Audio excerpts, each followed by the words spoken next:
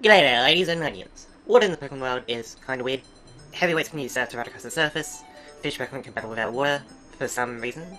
Diving creates a bubble of air that prevents a tree from drowning. Now maybe that one there is good here, but it kinda comes out of nowhere. Water is weird, but that doesn't mean it's not important to talk about. It is a part of life, helps shape our landscapes, and has a variety of uses.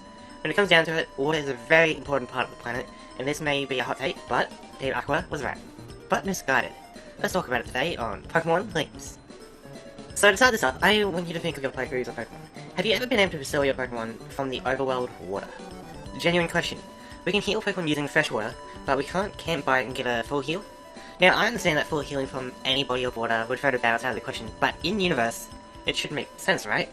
And I guess it can make sense if we assume that the water we find in the overworld is not the same as fresh water, or at least not as purified as fresh water. It is possible that there are contaminants or pollutants inside the water that we are not aware of.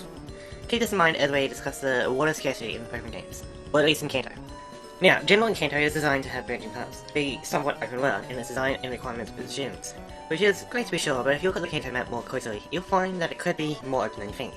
I am of course talking about Saffron City. Here we have a main or capital city of Kanto that is surrounded on all sides by security gates.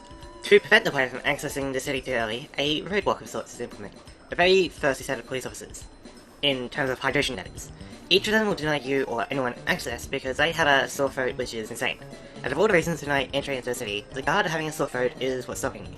This is an abuse of power, but it goes even deeper. As we learn into going to the Lake of Rage, these checkpoints can be placed in a way where it is convenient to travel through, rather than test your luck with a wild Pokemon. So the fact that these checkpoints are placed in such a way that it is impossible to enter, if taken to a logical extreme, means that Saffron City is effectively a fortress city. These are cities that you would not want to live in. A high emphasis on security means that crime rate is high, resources are low, and the word corruption is hard to look pretty good. The few in power are trying to preserve the hierarchy by any means, which usually involves weaponry and military. Lieutenant Surge mentioned war, and while the sentence can be taken to a variable amount of extremes, and is great for world building, here it could be interpreted as a civil war. But where does water fit into all this? Well, by getting the guards some water from cellular, you manage to bypass security. The guards that are all suffering from the same sore throat decide that sharing this with one bottle of water is akin to heaven. Now, sharing water can be ill-advised unless distributed in a safe way. If they are pouring from the bottle into a cup, then it's fine, but if they are individually chugging from it, then sharing the saliva can be nasty. And consider this, if your throat was so sore that you would actively turn away tourists from the city, would you really be content with only a quarter of a bottle of water? Now, I know that miracle cures exist in Pokemon, for example, the medicine given to the Olivine Ampharos, or the Psyduck near Celestion Town. But, a bottle of fresh water? Seriously? Now, it could easily be fresh water, or it could be something a bit more illegal. That's up to you, but either way, it means that the water situation is crazy. If it is actual fresh water and the guards are so readily to buy it, then the drinkable water supply is dangerously low. Surely, if the only fresh water comes from a vending machine, then Kanto is living in dystopia. If I had to choose, I would say that this is the most likely outcome. The fresh water being some kind of drug is interesting and all, but selling a daily necessity at an all-time low price somehow seems more realistic. There is further proof of Kanto's water scarcity. In Gen 2, which is a couple years after the events of Gen 1, Grima can be found in the water of Celadon City. This means that, while it was bad before, the issue gets worse over time to the point of attracting a little sludge monster in the water supply. I don't know about you, but I would not want to drink that. Side note, have you ever seen swimmers in supposedly freshwater places? To me, all the swimmer trainers are in more saltwater environments.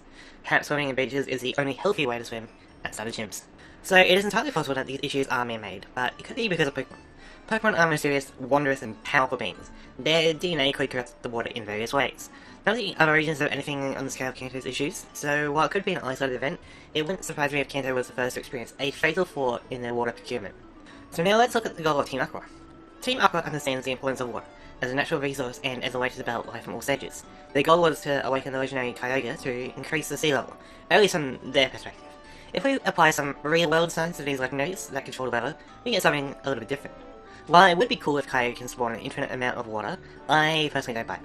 Both Groudon and Kyogre alter the weather, maybe even the climate, by affecting an equilibrium. Groudon, for example, accelerates volcanic activity.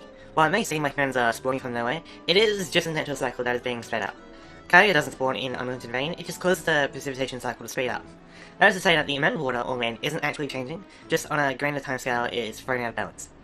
Kyogre's rain isn't actually going to face the global sea level, it's just displacing the available water to flood localized regions. Give it some time and the world would be in a new balance. Another side note, for this process to occur, Kyogre would be secretly a fire type to evaporate water for example. Alternatively, it could be a psychic type to telekinetically raise the water. If Groudon is just doing volcanic activity, then ground or fire does make sense. But if we go by its ability to alter the weather, well, it can't actually alter the sun, but it can magnify the effects by destroying the atmosphere. It is secretly a poison type, removing greenhouse gases or depleting the ozone.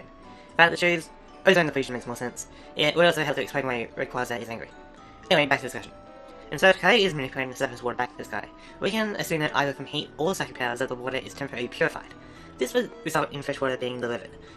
Whether a jug of actual fresh water, perhaps Archie got a taste of it and wants more. Who can blame him? Getting the water away from the climate and other pollutants, possibly creating water tanks or other ways to store it to combat the water scarcity, would work in the short term. Without the water somewhat diluted, the pollution would leave a pebble stain on the land. Sooner or later, the water will go back into the water cycle, and this issue will make itself apparent again. This will, however, offer a temporary reprieve, allowing for widespread infrastructure to change the world. I don't blame Team Aqua for not knowing how exactly Kyogre works, so while they were misguided, I do believe that they were the closest thing to a good team, rather than an evil team. Quite ironic the pirate crew, but you can never truly judge someone else. You can let me know down below how much you agree or disagree with this video. From my perspective, I'm just connecting small dots, so create a larger picture. Anyway, thank you for watching. See you later.